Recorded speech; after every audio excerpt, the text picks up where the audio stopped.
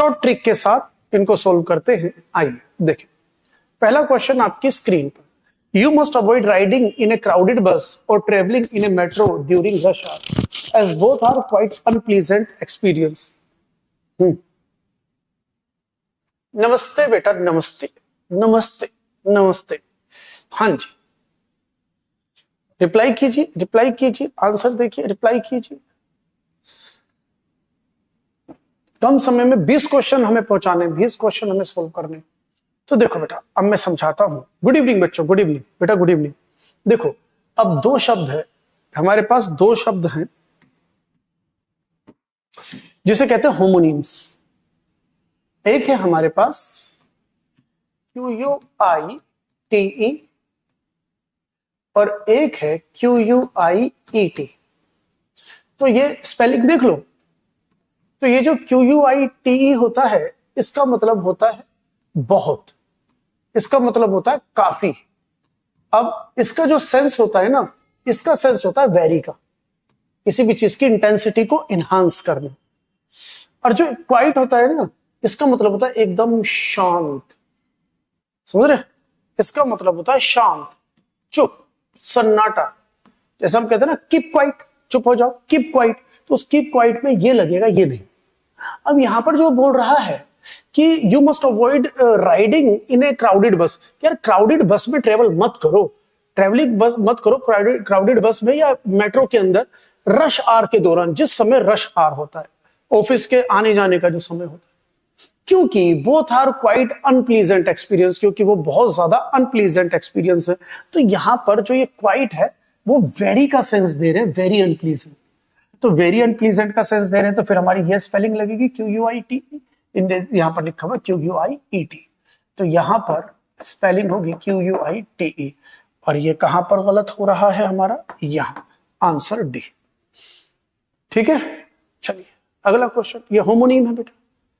अगला question screen पर। बिल्कुल बच्चे, चलिए जल्दी जल्दी रिप्लाई कीजिए, जल्दी रिप्लाई, जल्दी reply. The man was convicted for murder by the jury।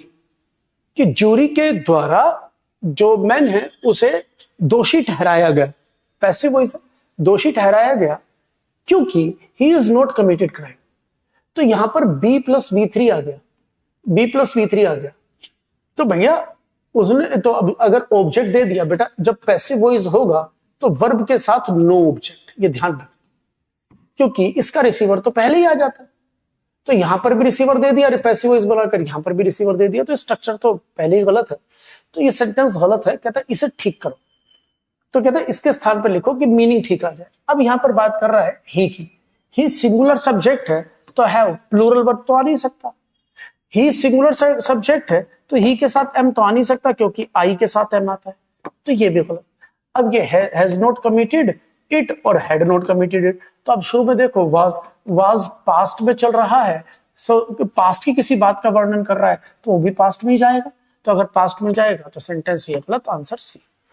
क्योंकि बात को पास्ट में बोल रहा है, पास्ट की बात है कि जूरी ने उसको दोषी करार दे दिया, जूरी के द्वारा दोषी करार दे दिया गया, लेकिन he had not committed it, लेकिन उसने कोई क्राइम किया ही नहीं था।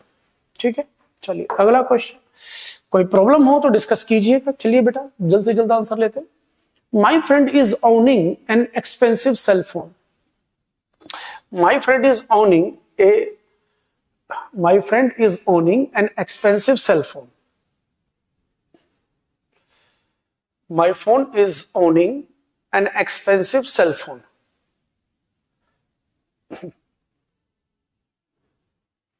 तो देखो बेटा, जो वर्ब पोजीशन को बताती है, ध्यान देना, जो वर्ब पोजीशन को बताती है तो वो सब्जेक्ट के स्टेट को बताती है कि सब्जेक्ट के पास क्या है, वो एक्शन को नहीं बताती। और बेटा हम आईएनजी सिर्फ उन्हीं वर्ब के साथ लगाते हैं, आईएनजी हम उन्हीं वर्ब के साथ लगाते हैं जो सब्जेक्ट के द्वारा किए गए एक्शन होते हैं, जो सब्जेक्ट के द्वारा किए गए एक्शन होते हैं, मतलब जिनमें एफर्ट होता है।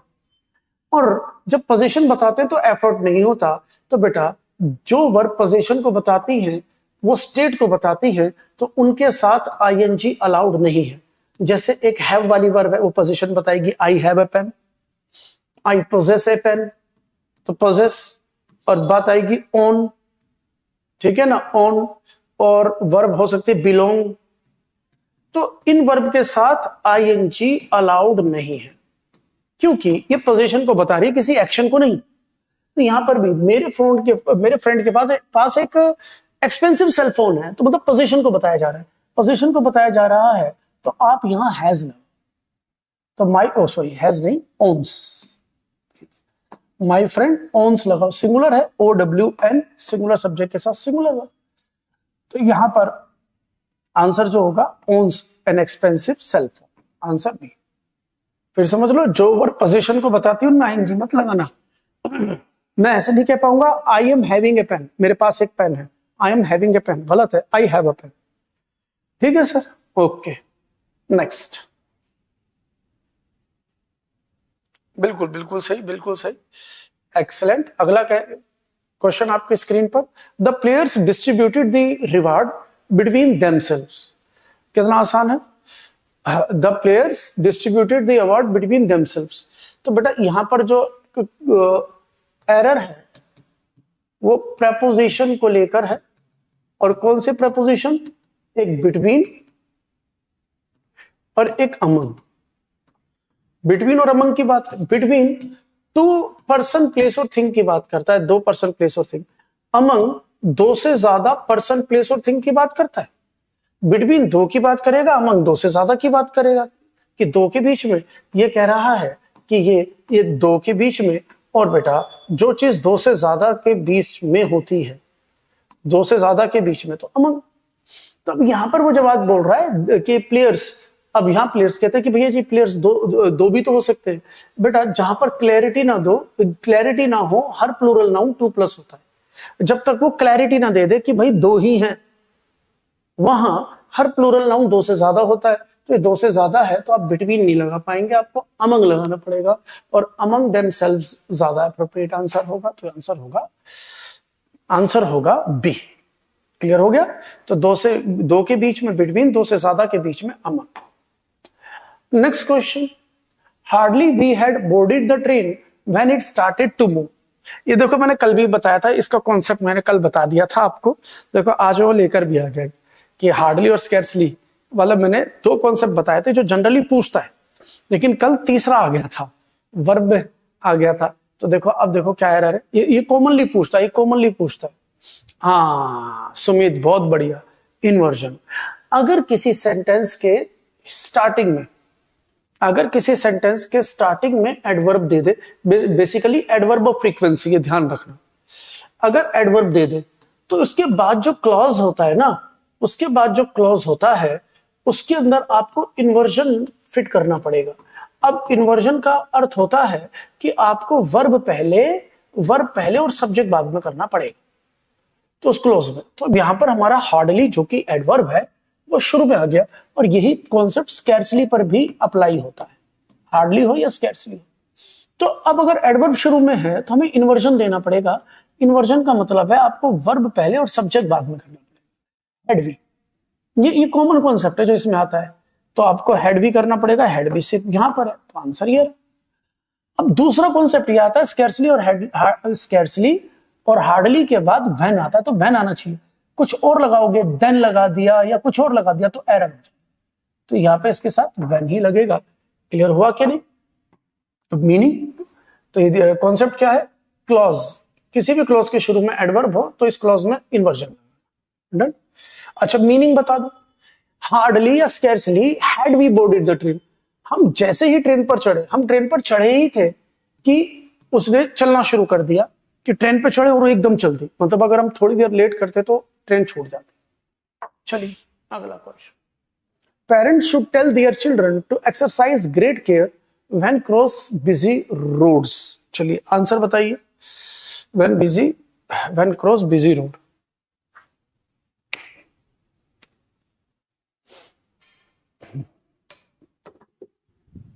आंसर बताइए।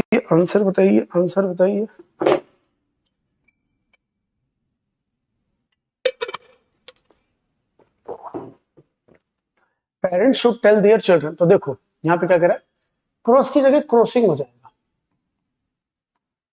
क्रॉसिंग हो जाएगा। बाकी यहाँ पे वाइल भी हो सकता था, वेन ठीक है, लेकिन वाइल ज्यादा आपको प्रचलन में नजर आएगा, वाइल क्रॉसिंग बिजी रोड। बाकी वेन गलत नहीं है, वेन तो ठीक है, क्योंकि अंडरलाइन तो ये कर रखा है, तो वेन तो फिर भी ठीक है, लेकिन क्रॉसिंग क्यों आएगा? तो यहां पर बेटा, यहां पर मैं बात करूंगा कि ये प्रेजेंट पार्टिसिपल से एरर है, प्रेजेंट पार्टिसिपल से एरर है, ये कॉन्टिन्यूटी की बात कर रहा है, यहां पे प्रेजेंट पार्टिसिपल कॉन्टिन्यूटी की बात कर रहा है। तो प्रेजेंट पार्टिसिपल दो काम करता है, एक कॉन्टिन्यूटी और एक एडजेक्टिव। तो यहाँ कॉन्टिन्यूटी की बात है, देख लो कैसे। Parent should tell their children, कि बच्चों, माँ बाप को बच्चों को बताना चाहिए कि वो टू एक्सरसाइज ग्रेट केयर, कि मतलब ज्यादा आप केयर करें और ध्यान दें किस चीज पर, व्हेन क्रॉसिंग बिजी रोड, की जिस समय बिजी रोड को क्रॉस कर रहे हो इस बात पर ज्यादा ध्यान दें, इस बात पर ज्यादा ग्रेट केयर करें, ज्यादा केयर करें। तो जब रोड क्रॉस कर रहे हो, जब रोड क्रॉस कर रहे हो तो मींस कॉन्टिन्यूटी की बात है, कॉन्टिन्यूटी की बात है, तो आपको क्रॉसिंग करना पड़ेगा, क्रॉसिंग बी में है। हाँ वो मैंने पहले ही बता दिया सुमित, वो मैं पहले ही बता चुका हूं, लेकिन वेन ठीक है, वेन गलत नहीं है, क्योंकि अंडरलाइन सिर्फ इतना है। ज्यादातर प्रचलन में हम वाइल क्रॉसिंग ही देखते हैं, प्रचलन के अंदर जो है वाइल क्रॉसिंग, लेकिन एक बात को कहने के दो तरीके हो जाते हैं, जिसे ट्रांसफॉर्मेशन या एम्बिगुइटी कहते हैं, एक बात को कहने के दो तीन तरीके हो जाते हैं। चलिए अगला क्वेश्चन आपकी स्क्रीन पर, if only I was young again, if only I was young again. तो देखो बेटा कुछ वर्ड्स हैं, जैसे हम बात करते हैं would that, would that, o that, if only, बेटा इन तीनों का एक ही मीनिंग है, काश। ओ दैट, इफ, और एक चौथा आई विश। और बेटा जैसे अभी मैं बात कर रहा था ना प्रचलन की, तो ये ट्रेंड में है, ये ट्रेंड में है। जब आप किसी को बात करते हुए सुनोगे तो आप इसको सुनोगे ज्यादा, कि आई विश कि मैं वहां होता, आई विश मेरे पास कार होती। तो इन सभी का मतलब, चारों का मतलब है काश। तो यहां पर आप I wish o that, I wish o that, if only, और क्या कहते हैं वुड दैट, कोई सा भी लगा दो, तो इससे पता चल जाएगा कि ये इमेजिनरी सेंटेंस है। तो यहां पर हम किसकी बात कर रहे हैं, कंडीशनल सेंटेंस से एरर ले रहे हैं, कंडीशनल सेंटेंस से एरर है, और ये इमेजिनेशन की बात है। और इनके बाद वाला क्लॉज, ये ध्यान दे, इनके बाद वाला क्लॉज अगर इम्प्रोबेबल कंडीशन है, इम्प्रोबेबल मतलब प्रेजेंट या फ्यूचर, प्रोबेबल है, प्रोबेबल कंडीशन है तो V2 लगा। इनके बाद वाला क्लॉज अगर इम्पॉसिबल, इम्पॉसिबल मतलब पास्ट की बात कर रहे हैं, इम्पॉसिबल कंडीशन है तो head plus V3, head plus V3 ये है। हाँ तो अब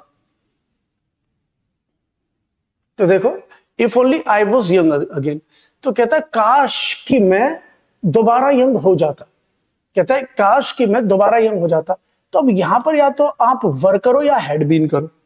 तो अब यहां पर हम देखें, यहाँ एम है, यहाँ विल भी है, यहाँ बी तो कुछ है ही नहीं, तो आंसर एक ही जगह, हैड बीन भी हो सकता था, लेकिन होता नहीं, क्यों नहीं होता वो बात की बात है, लेकिन ऑप्शन में ही नहीं है, ऑप्शन में नहीं है तो वर लगा। क्लियर हुआ कि नहीं? यहां पर नहीं होगा हैड बीन, यहाँ हैड बीन नहीं होगा। अब तुम पूछोगे सर कब होगा, तो बट अभी फिर करा, अभी शॉर्ट ट्रिक में आंसर लो कि ये आ गया इम्प्रोबेबल कंडीशन है, V2 लगाओ, क्योंकि ऑप्शन में V2 दे रखा है हमारा जो चाहिए। अगला next, you can always dependent on me. क्या क्या पूछ रहे हो साइक्लोन, क्या पूछ रहे हो सर, ये क्या है, मतलब क्या पूछना चाहते हो, मेरे समझ में नहीं आ रहा है क्या कहना चाहते हो। वैसे जो तुमने साइन बनाया उसे हैश कहते हैं, हैश, जो तुमने साइन बनाया उसे हैश कहते हैं, समझ रहे हो? यही पूछ रहे हो और या कुछ और पूछ रहे हो, आई डोंट नो। 8 का, you can always dependent on me. तो अब देखो हमारे पास पॉइंट ये है कि जब हम मॉडल लगाते हैं तो मॉडल के बाद वर्ब की फर्स्ट फॉर्म आती है, चाहे डू, चाहे बी, चाहे है। और बेटा जहां पर भी ईएनटी वाले वर्ड होते हैं वो एडजेक्टिव होते हैं, ईएनटी वाले वर्ड जो होते हैं वो एडजेक्टिव होते हैं, जैसे इंटेलिजेंट, नेग्लिजेंट, है ना, तो ये एडजेक्टिव होते हैं। तो यहाँ पे आ गया डिपेंडेंट, तो ये हमारा वर्ड एडजेक्टिव है। और अगर आप मॉडल लगा रहे हो तो मॉडल के बाद आप एडजेक्टिव कैसे लगा सकते? गलत हो गया। अगर ये गलत है तो अब वो तो गलत है ही, अब कह रहा है इनमें से सही चुनो। तो अगर मैं सुनूं तो कैन के बाद डिपेंड सही हो सकता है, डिपेंड सही हो सकता है, डिपेंड सही हो सकता है, डिपेंड सही हो सकता है। भैया डिपेंड तो दे दिए।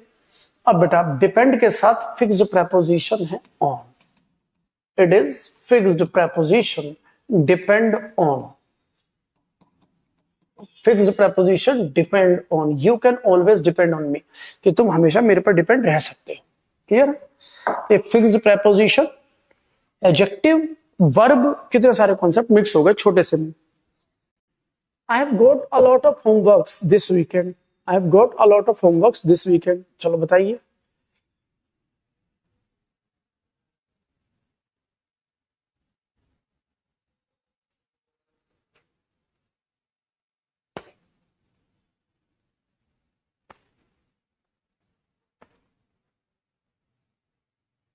नाइन का सी। अब देखो पहले तो ये समझ लो, ये जो होमवर्क है ना, ये जो होमवर्क है इसको आप देख और छू नहीं सकते, तो basically it is abstract noun. और अगर ये एब्स्ट्रैक्ट नाउन है तो एब्स्ट्रैक्ट नाउन के अंदर दो गुण होते हैं, इट इज ऑलवेज सिंगुलर और अनकाउंटेबल। एब्स्ट्रैक्ट नाउन हमेशा सिंगुलर अनकाउंटेबल होता है। और बेटा अगर वो सिंगुलर अनकाउंटेबल है तो सिंगुलर अनकाउंटेबल का प्लूरल संभव नहीं है, तो यहां वर्क्स का प्लूरल संभव नहीं है, तो ये गलत हुआ। तो यहां होमवर्क, यहां होमवर्क, होमवर्क ये हो सकता है, ये गलत है, तो नो सब्स्टिट्यूशन गलत, इसको प्लूरल नहीं बना सकते। अब दूसरा, अब एक पॉइंट तो ये हो गया, ठीक है, ये नाउन से हो गया। अब इसके अंदर डिटर्मिनर समझो, या तो ए लॉट ऑफ लिखो और या लॉट्स ऑफ लिखो, एक ही बात है, या तो ये लिखो या लॉट्स या फिर लॉट्स ऑफ लिखो, लॉट्स ऑफ। लेकिन देख ये लिख सकते हो, ये मत लिखो, ए लिखकर लॉट्स नहीं लिख पाओगे। क्यों? क्योंकि भैया ए के बाद सिंगुलर नाउन आता है, तो लॉट्स, ए लॉट्स ऑफ तो कह नहीं पाओगे ना, ए लॉट्स, तो ये तो गलत ही हो जाएगा। अगर ये गलत हो जाएगा तो यहां देखो ए लॉट्स, तो ये गलत हो गया। अब या तो अ लॉट ऑफ या much homework, a lot of homework या मच होमवर्क। तो कहता है I have got a lot of homework this weekend, मुझे इस हफ्ते बहुत ज्यादा होमवर्क मिला। तो अब मच भी हो सकता है, लेकिन मच जो होता है ना, मोर देन रिक्वायरमेंट होता है, मतलब more than requirement, more than requirement. इसको अगर मैं समझाना चाहूं तो इसको मैं समझाना चाहूं तो ये समझ लो, ये नेगेटिव होता है सेंस, मच, मच नेगेटिव होता है। मच जैसे आप किसी भी चीज की बात कर रहे हैं, मुझे एक गिलास पानी चाहिए, मुझे चाहिए इतना एक गिलास पानी, और मुझे बहुत ज्यादा पानी मिल जाए, तो दिस सेंस कॉल्ड मच, बहुत ज्यादा। लेकिन अगर मुझे होमवर्क मिलेगा ना, पोज के ज्यादा होमवर्क मिला, लेकिन अगर कोई भी होमवर्क, अगर मानो टीचर ने होमवर्क दिया तो वो इतना होमवर्क नहीं देगा कि बच्चा कर ना पाए, इतना होमवर्क नहीं देगा कि उसके दिमाग से गिरे, ज्यादा है लेकिन इतना नहीं है, तो ये नेगेटिव सेंस को कन्वे करता है। तो answer a lot of. Clear हो गया? चलिए अगला क्वेश्चन, कंफ्यूजन डिस्कस कर लेना। अगला, honesty as well as discipline are required to succeed in life. Honesty as well as discipline are required to succeed in life.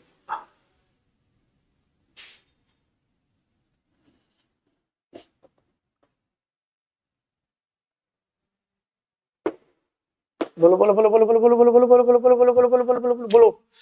तो देखो, देखिए नियम, कंजंक्शन एरर है, कंजंक्शन एरर नहीं है, एरर तो इसमें दो तीन चीजें, लेकिन कंजंक्शन से एरर को निकाल पाएंगे। As well as conjunction, as well as हुआ, नो लेस देन हुआ, एक एंड नोट हुआ, एक बट नोट हुआ, और भी। लेकिन अगर इनसे दो सब्जेक्ट जुड़ते हैं, अगर इनसे whenever we connect two subjects by using these conjunction, so verb is always used according to the first subject. Verb दोनों में से फर्स्ट सब्जेक्ट के अनुसार लगती है, ये सब्जेक्ट वर्ब एग्रीमेंट का नियम है कंजंक्शन को लेकर। तो अगर हमने एज वेल एज से दो सब्जेक्ट जोड़े तो हम सोच सकते हैं यार ऑनेस्टी और डिसिप्लिन दो हो गए तो मैं आर कर दूं, नहीं कर पाओगे। ये कहता है अगर एज वेल एज से दो सब्जेक्ट जोड़े तो वर्ब पहले वाले के अनुसार लगेगा। अगर पहले वाले के अनुसार लगेगा तो आर प्लूरल वर्ब तो लग नहीं पाएगी, प्लूरल वर्ब तो लग नहीं पाएगी।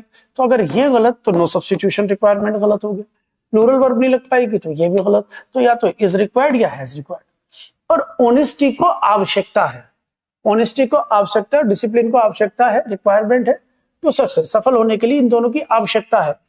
इन्होंने कोई काम खत्म नहीं किया, ये तो प्रेजेंट परफेक्ट बना दिया। प्रेजेंट परफेक्ट का अर्थ हो जाएगा ऑनेस्टी और डिसिप्लिन ने कोई काम खत्म कर दिया, तो भैया काम खत्म नहीं किया, इज रिक्वायर्ड।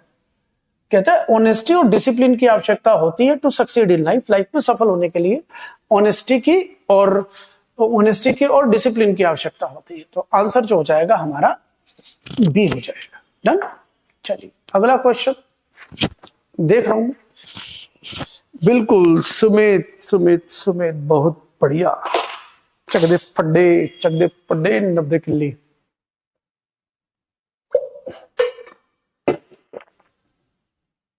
बोल बेटा अगला question. He described about the scenery yesterday.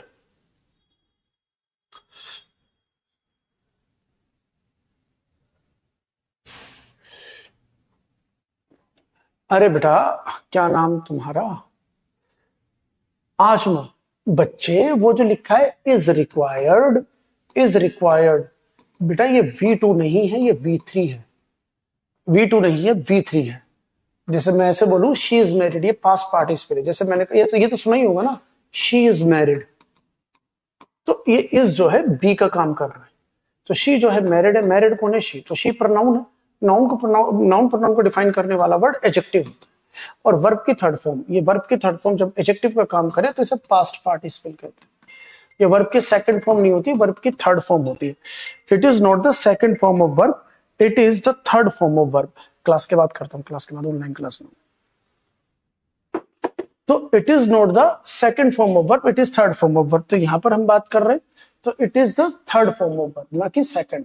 ठीक है, हाँ चलिए ये समझ में आ गया होगा। तो अगला पढ़ते हैं। हाँ जी, he described about the scenery. देखो आंसर क्या आ रहे हैं। ओके चलो देखो, तो बेटा एक होता है ट्रांजिटिव वर्ब। बेटा ट्रांजिटिव वर्ब क्या होती है? जिसके साथ ऑब्जेक्ट दे रखा हो। जब वर्ब के साथ ऑब्जेक्ट दे रखा हो, जब वर्ब के साथ ऑब्जेक्ट दे रखा हो, तो जो कि वट और हुम का रिप्लाई हो, डायरेक्ट या इनडायरेक्ट ऑब्जेक्ट। जो वट और हुम का रिप्लाई हो, वट का रिप्लाई डायरेक्ट ऑब्जेक्ट होता है, हुम का रिप्लाई इनडायरेक्ट ऑब्जेक्ट होता है। अगर ट्रांजिटिव वर्ब के बाद ऑब्जेक्ट है तो आप प्रेपोजिशन नहीं दोगे। तो ध्यान रखिए, छोटा सा नियम है नियम है, ट्रांजिटिव वर्ब होगी, ट्रांजिटिव वर्ब के साथ नो प्रेपोजिशन, ट्रांजिटिव वर्ब के साथ प्रेपोजिशन नहीं लगाना। तो अब यही हम यहाँ पे कहते हैं ही डिस्क्राइब। तो उन्होंने डिस्क्राइब किया व्हाट, क्या डिस्क्राइब किया? कह रहा है कि सीनरी को। तो मींस व्हाट के आंसर में जो आया वो डायरेक्ट ऑब्जेक्ट होगा, और अगर सेंटेंस में ऑब्जेक्ट है तो प्रेपोजिशन नहीं आएगा। तो ही डिस्क्राइब द सीनरी, क्योंकि डिस्क्राइब के अंदर अबाउट इंक्लूडेड है, डिस्क्राइब के अंदर अबाउट इंक्लूडेड है। ये डिस्क्राइब द सीनरी, तो डिस्क्राइब अबाउट द सीनरी गलत हो जाएगा। क्लियर हो गया? चलिए अगर ये बात समझ में आई तो अगला लेते हैं। I worked hard so that I might success. चलो आज भेज दूंगा, मैं आज भेज दूंगा। इसे मैं लिख लेता हूं मैं वर्ब की 500 जो वर्ब है मैं आज भेज दूंगा। मैं डाल देता हूं इसे अपने होमवर्क में।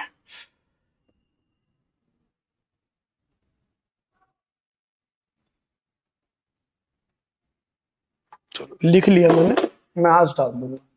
अब देखो एक कॉन्सेप्ट है कि सो दैट। बेटा एक कंजंक्शन है सो दैट और in order that, so that और इन ऑर्डर दैट। इनका मतलब होता है ताकि, और ये कंजंक्शन है। इनका मतलब होता है ताकि और ये कंजंक्शन है। तो एक नियम है, इनसे पहले अगर प्रिंसिपल क्लोज प्रेजेंट या फ्यूचर टेंस में हो, प्रिंसिपल क्लोज प्रेजेंट या फ्यूचर टेंस में हो, तो यहां पर आप या तो मे यूज करो और या फिर कैन यूज करो। प्रेजेंट में मे या कैन, दोनों में से कोई एक। और इससे पहले अगर पास्ट टेंस हो तो भैया प्रिंसिपल क्लोज, तो सबऑर्डिनेट क्लोज भी पास्ट टेंस, तो मे का पास्ट माइट कर दो और भैया कैन का पास्ट कुड कर दो। ये पर्पस को बताता है। क्लियर है? ये नियम क्लियर हो गया ना? प्रिंसिपल क्लोज प्रेजेंट या फ्यूचर में है तो भैया सबऑर्डिनेट में प्रेजेंट मतलब मे या कैन। प्रिंसिपल क्लोज पास्ट में तो सबऑर्डिनेट क्लोज भी पास्ट में चला जाएगा, मे का माइट कैन का कुड। सो दैट का मतलब ताकि, ये पर्पस को बताता है, उद्देश्य को बताता है। तो ये जब ये कंजंक्शन आए ये नियम लगेगा। तो देखो सो दैट कंजंक्शन आ गया, सो दैट कंजंक्शन आ गया। तो इसका मतलब ये कि यहां पर हमें ये नियम लगाना पड़ेगा, वर्ग से पता चला ये पास्ट है, ये वर्ब की सेकंड फॉर्म। अगर ये पास्ट है तो मुझे उधर भी पास्ट चाहिए, तो मुझे माइट चाहिए। तो माइट इधर है, तो इधर में है, तो ये गलत हो गया। माइट सही है, माइट सही है, माइट सही है। एक पॉइंट तो क्लियर हुआ, एक पॉइंट। और बेटा दूसरी बात ये कि मे के बाद तो वर्ब की फर्स्ट फॉर्म चाहिए। मैं बोले तो मॉडल, मॉडल के बाद वर्ब की फर्स्ट फॉर्म चाहिए। तो बच्चे दो बातें ध्यान रखें, एक शब्द नाउन होता है, ये मैंने कल भी बताया था, और एक शब्द वर्ब होता है। देखने में कंफ्यूजन हो जाती है, लेकिन देखे समझे। तो जैसे नाउन है, हमने कहा एडवाइस और हमने कहा एडवाइज, तो ये नाउन है, ये वर्ब है। जैसे अब हमने वर्ड कहा, कल आया था एक वर्ड, हमने कहा कंप्लेन, तो कंप्लेंट नाउन है। और अगर हम कहें कंप्लेन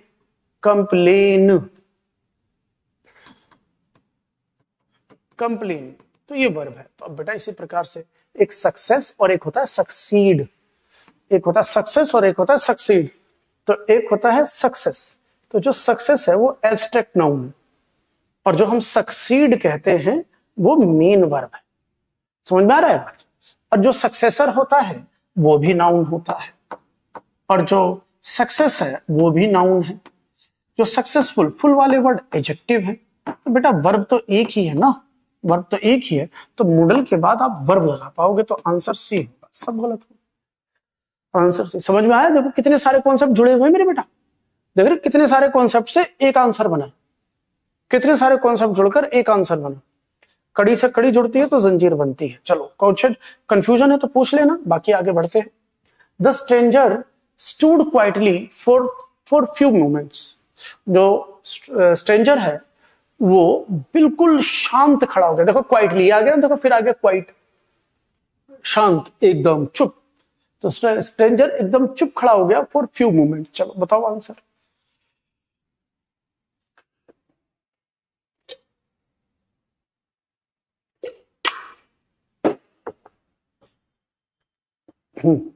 तो देखो इसके अंदर डिटरमिनर से एरर है।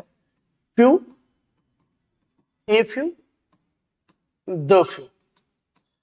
फ्यू सेमी नेगेटिव वर्ड है, जिसका मतलब है बेहद कम, बेहद कम। इसका मतलब है ना के बराबर, इसका मतलब है ना के बराबर। ये semi negative word, it is a semi negative word. A few का मतलब होता है कुछ, इसका मतलब होता है थोड़ा, है ना। और इसका जो सिनोनिम होता है वो होता है सम। द फ्यू सारा, जितना भी है, जितना भी है ना, ये होता है होल, सारे का सारा। तो अब जरा सेंटेंस देखो, अब ये क्या कहता है, अब ये क्या कहता है, the stranger stood quietly. Stranger चुपचाप खड़ा हो गया फॉर फ्यू मिनट्स, ना के बराबर क्षणों के लिए। मतलब ना के बराबर क्षणों के लिए क्यों खड़ा हुआ? तो उसने जो सेंटेंस का सेंस है ना वो, जो स्ट्रेंजर है चुपचाप कुछ क्षण के लिए चुपचाप खड़ा हो गया, कुछ क्षण के लिए। तो सेंटेंस के सेंस के अनुसार हमें ए फ्यू की जरूरत है, और ए फ्यू सिर्फ यहां पर है, तो यहां पर हो जाएगा डी। तो ये ट्रांसलेशन, ये तो ग्रामर और ट्रांसलेशन से बन गया। तो जो आंसर होगा इसका डी होगा। ठीक है बेटा, कि स्ट्रेंजर चुपचाप कुछ क्षणों के लिए खड़ा हो गया। नेक्स्ट आंसर दो।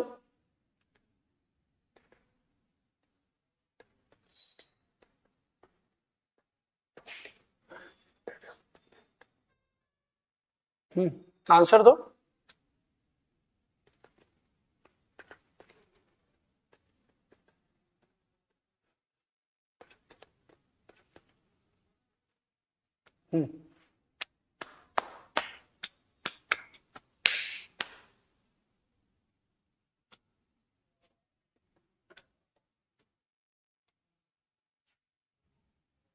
तो देखो आपने क्या कोशिश, अब देखो बताता। Polyethylene terephthalate, polyethylene terephthalate, one of the most often recycled plastics. तो देखो कहा कि ये प्लास्टिक्स हैं, ये जो होता है ये प्लास्टिक का एक टाइप है। One of the most recycled plastics, ये प्लास्टिक जो है ना एक टाइप है। एंड द मटेरियल यूज्ड, और जो इसमें मटेरियल यूज होता है इन द मेजोरिटी, उस जो मटेरियल यूज होता है ना इसके बनाने में, उसमें पानी और सोडा बोतल के अंदर ज्यादा इस्तेमाल होता है। ये जो प्लास्टिक है, पानी की बोतल, सोडा बोतल जो होती है, इनमें इस्तेमाल होता है, इन बोतल में। और कैन बी ट्रांसफॉर्म, और इसको ट्रांसफॉर्म किया जा सकता है, बदला जा सकता है इनटू एवरीथिंग, और इसको किसी भी चीज में बदला जा सकता है। From polyester fabric to automotive parts, के ऑटोमोटिव जो ऑटोमोटिव पार्ट्स होते हैं, जो पॉलिस्टर फैब्रिक होते हैं, उसमें किसी में भी इनको बदला जा सकता है। तो देखो, उसने ये नहीं कहा कि यहां पर नो सब्स्टिट्यूशन रिक्वायर्ड, कि वो ये नहीं कह रहा कि नो सब्स्टिट्यूशन रिक्वायर्ड। तो इसका मतलब ये है, कह रहा है इसका सिनोनिम ढूंढो, इसका सिनोनिम बता कि यही मीनिंग अगर मैं इन चारों में से एक लूं तो कौन सा हो, यही मीनिंग इन चारों में से मैं एक लूं तो कौन सा होगा। तो बेटा ट्रांसफॉर्म का मतलब क्या होगा, कन्वर्ट कर देना, किसी को बदल देना, कन्वर्जन कर देना, किसी को बदल देना। तो ट्रांसफॉर्म का मतलब भी वही होता है, तो मे भी कन्वर्टेड। तो इसका सिनोनिम ढूंढ रहा है। आ रहा बात समझ। तो देखो सिनोनिम पूछने का तरीका भी, कि सिनोनिम एक शब्द में नहीं फ्रेज में भी ले सकता है। आया बात समझ। सिनोनिम था इसका, सिनोनिम पूछा। The secretary to my boss is very efficient and he is not only gives him the required information and also handles correspondence independently. अब बेटा इतना, ये क्वेश्चन कितना घुमाकर पूछा और आंसर इतना इजी। क्वेश्चन कितना घुमाकर पूछा है, आंसर इतना इजी है इसका।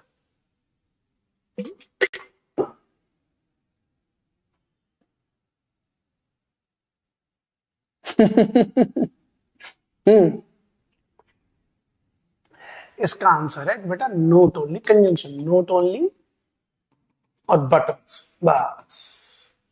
देख रहे, अब क्वेश्चन कितना घुमाकर पूछा, तो उसने यहां पर लिया नोट ओनली गिव्स हिम, फिर एंड ऑल्सो हैंडल्स, तो बट ऑल्सो देख लो, but also handles, same parts of speech आना चाहिए। तो नोट ओनली के बाद वर्ब आ गया, तो बट ऑल्सो के बाद भी वर्ब आ गया, तो आंसर ये, और कोई हो ही नहीं सकता।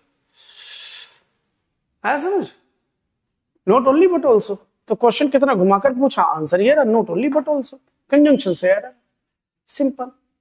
Edward second is tragic than some other place by the dramatist. Edward second ये एक नोवेल, मानो नोवेल है ये, एडवर्ड सेकंड एक नोवेल है।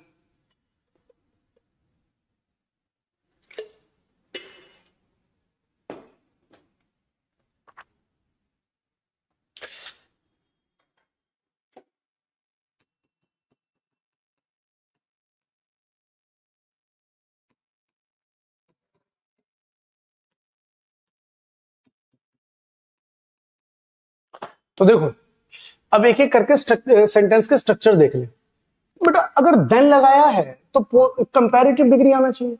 अगर आप कंपैरेटिव डिग्री लगा रहे हो तो देन के साथ कंपेयर कर रहे हो तो कंपैरेटिव डिग्री प्लस देन आना चाहिए। अगर आप कंपेयर कर रहे हो तो कंपैरेटिव डिग्री प्लस देन, तो उन्होंने देन तो लगाया, कंपैरेटिव डिग्री नहीं लगाई। मतलब अगर यहां पर मोर ट्रेजिक होता तो मैं एक बार को मान लेता, कंपेयर हो जाता मोर ट्रेजिक। तो अब इसने लगाया नहीं, तो नो सब्स्टिट्यूशन रिक्वायर्ड, गलत। तो आप ऐसे नहीं कह पाओगे कि भैया गुड देन, आप ऐसे नहीं कह पाओगे ना गुड देन, तो गुड को आपको बेटर करना पड़ेगा ना, बेटर देन। कंपैरेटिव डिग्री लगाओगे, जैसे यही कर दिया इसने, ट्रेजिक देन कर दिया, मोर ट्रेजिक या लेस ट्रेजिक नहीं किया, कंपैरेटिव डिग्री लगेगी। तो इसका मतलब है ये गलत हो गया। अगर ये गलत तो ये। अब देखो एज और एज, इतना क्लियर हो गया।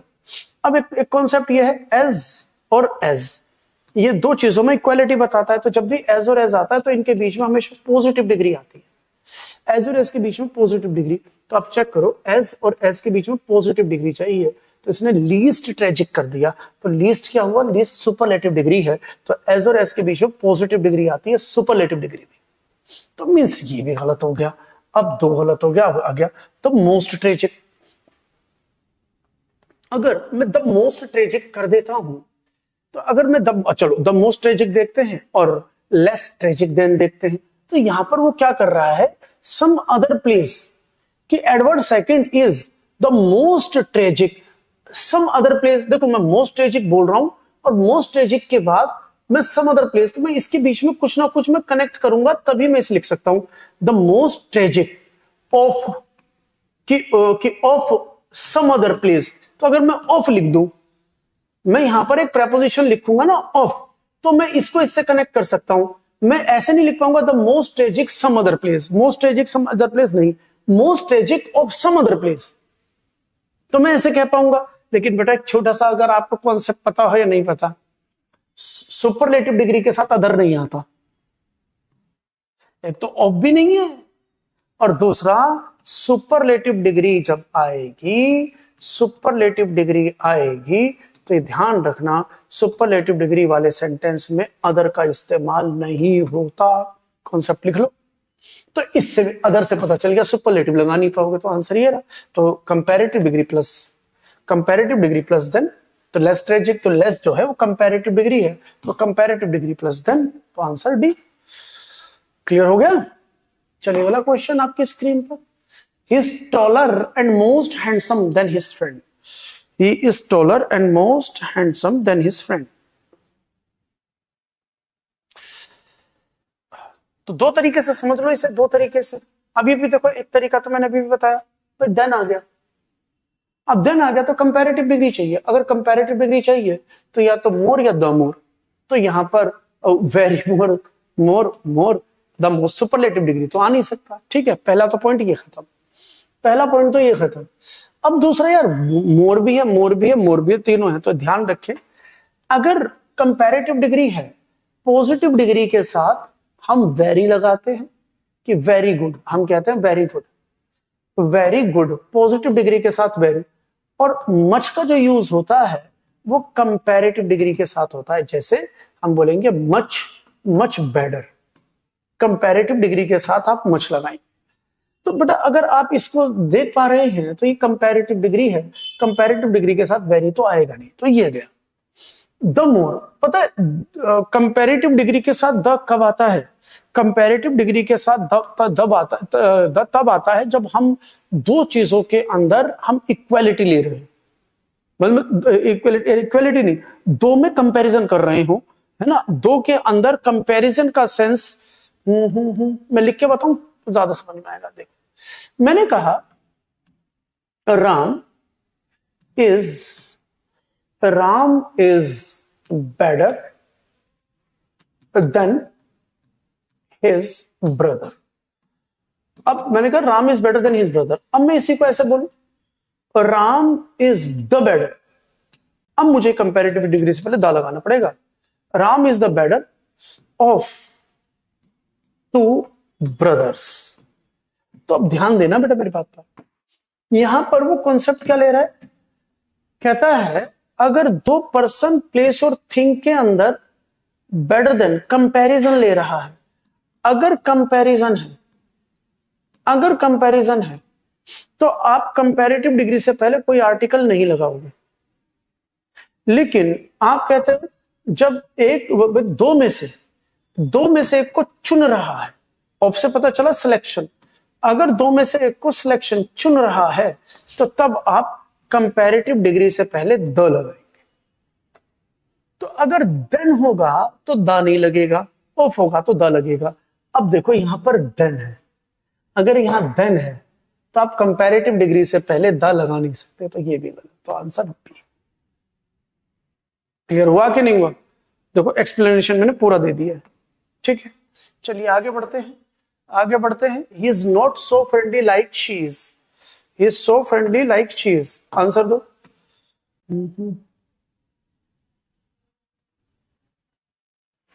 हाँ अंकिता वही बताया मैंने, भी वही दिया मैंने आंसर। देखो अगर हम अफर्मेटिव सेंटेंस की बात करें तो एज के साथ एज लगता है और इसके बीच में पॉजिटिव डिग्री, एज के साथ एज लगता है, इसके बीच में पॉजिटिव डिग्री।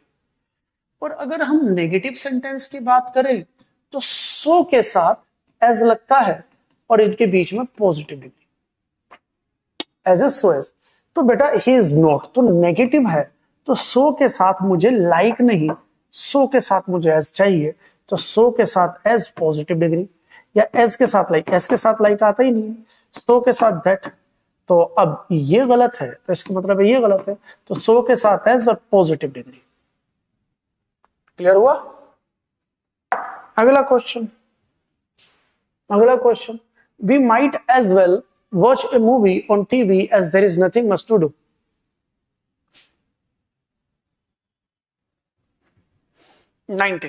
दो क्वेश्चन जल्दी जल्दी सॉल्व करते हैं। तो बेटा देखो, एक इडियम होता है माइट एज वेल, इसका मतलब होता है बेहतर विकल्प होना, बेहतर, किसी चीज का बेहतर विकल्प होना। तो इसका मीनिंग समझ लो, इसका मीनिंग है we might as well watch a movie on TV. कहता है we watch a film on TV, कि हम देखें एक फिल्म टीवी पर, हम फिल्म देख लें टीवी पर, यह बेहतर विकल्प है। हम टीवी पर फिल्म देख ले, ये एक बेहतर विकल्प है।